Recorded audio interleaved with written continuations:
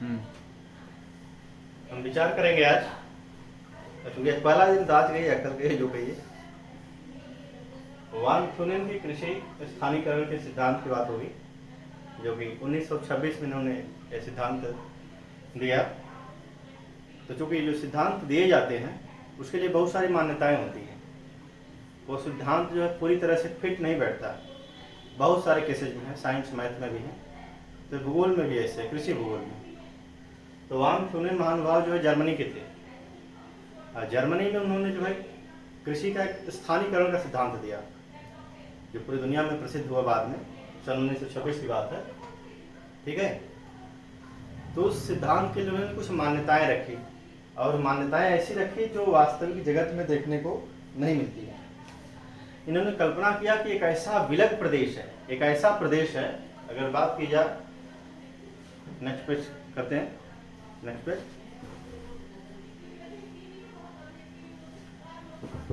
यहाँ है इस तस्वीर, इसमें देख सकते हैं इस फोटो में आप, ये एक काल्पनिक प्रदेश की इन्होंने बात की जहां पर केवल एक ही नगर है, अर्थात एक ऐसा प्रदेश जहां केवल एक नगर है, उस प्रदेश की जितनी भी खेती बाड़ी की उपज होगी, कृषि का जो उत्पाद होगा, वह केवल एक नगर में बिकेगा।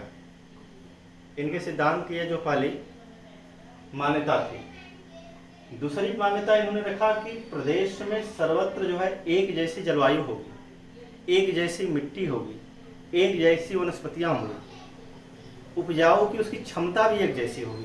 ये मान्यता उन्होंने रखी, तभी तो उनकी जो सिद्धांत जो है अपने उसको बता पाएंगे। तीसरी मान्यता रखिए, ध्यान रखिए, यह नेट JARF में परीक्षा में खूब आता है, PGT में भी आएगा, असिस्टेंट प्रोफेसर में आएगा, और by the way PCS UPSC में तो आता ही है। तीसरी इन्होंने जो मान्यता रखी, मान के चल रहे कि इतनी बातें अगर है तो हमारा सिद्धांत अप्लाई हो रहा। तीसरी बात इनकी थी, एक नगर के अलावा सर्वत्र ग्रामीण है। इनके सिद्धांत में जो है, जर्मनी में जो सिद्धांत दिया 1926 में, कि एक नगर है और उसके चारों तरफ जो है गांव है, दूसरा नगर नहीं है। नहीं तो उनके सिद्धांत जो है, यहाँ आप देख सकते हैं, यहाँ पर बीच में एक केंद्रीय नगर है, यहाँ पॉइंट में। कभी कभी केंद्रीय नगर के साथ कल्पना कर सकते हैं कोई प्रदेश हो जहाँ नदी हो, नदी की चतुर्दिक इस तरह से विकास होता है। चौथी इनकी मान्यता थी, घोड़ा गाड़ी यातायात का एकमात्र साधन है। अच्छा, बात 1926 की है, इसलिए मानने लायक बात है। 1926 में यातायात के लिए कोई विशेष साधन नहीं हुआ करते थे, यही साधन थे, और खैर और भी साधन थे, लेकिन इन्होंने ऐसा माना कि वहाँ पर यातायात के लिए केवल घोड़ा गाड़ी है, न कि रेल है, न ट्रक है, न कुछ और है, केवल घोड़ा गाड़ी है। इनकी जो रही चौथी मान्यता। पांचवी मान्यता इनकी है कि यातायात जो होगा वह मूल्य, भार तथा दूरी के अनुपात में घटेगा बढ़ेगा। यातायात में जो यातायात का मूल्य होगा या परिवहन लागत होगी, वह मूल्य, भार तथा दूरी के अनुपात में परिवर्तित होगा। यह इनकी पांचवी मान्यता थी। इन्हीं 5 मान्यताओं के आधार पर वान थ्यूनेन ने कृषि स्थानीयकरण का सिद्धांत दिया, और इस सिद्धांत में कुछ बातें हम यहाँ देख सकते हैं। इन्होंने जो कल्पना की थी, विलग प्रदेश, जो वास्तविक जगत में शायद प्रदेश नहीं है, और इस विलग प्रदेश में एक केंद्रीय नगर होगा, यहाँ दिख रहा है साफ साफ, यहाँ दर्शाया गया है केंद्रीय नगर। फिर केंद्रीय नगर के पास में जो बेल्ट है, पट्टी है, वह है फल, सब्जी और दुग्ध उत्पादन की। इनकी मान्यता में था कि ये जो पहली पट्टी होगी, इसमें दूध, मान्यता के बाद तो मान्यता होगी, अब इस बातें हैं, फल, सब्जी, दूध होगा। यह इसलिए होगा कि यह जल्दी बिगड़ता है, फल जो है, सब्जी है, दूध है, इसे खराब होने की जो है संभावना ज्यादा है दूसरे उत्पादन की तुलना में। दूसरे में इन्होंने रखा ईंधन की लकड़ी का।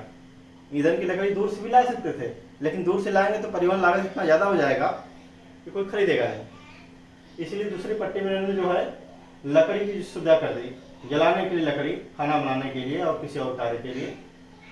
तीसरा इनका जो प्रदेश है वह अन्न की कृषि का है, यहाँ दिख रहा है, आप देख सकते हैं, अन्न की कृषि का। यहाँ खेती बाड़ी होगी अनाज के लिए, उसमें बहुत सारे अनाज होंगे, दालें होंगी, गेहूं होगा, जो भी है अनाज वो होगा।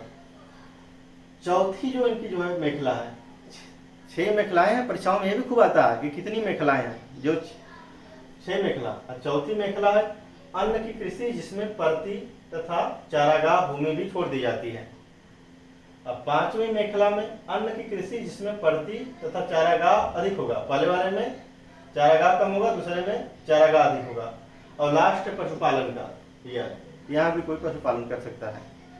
तो इस प्रकार से वन प्रजनन के कृषि स्थानांतरित का सिद्धांत जो है आज पूरा हुआ। धन्यवाद।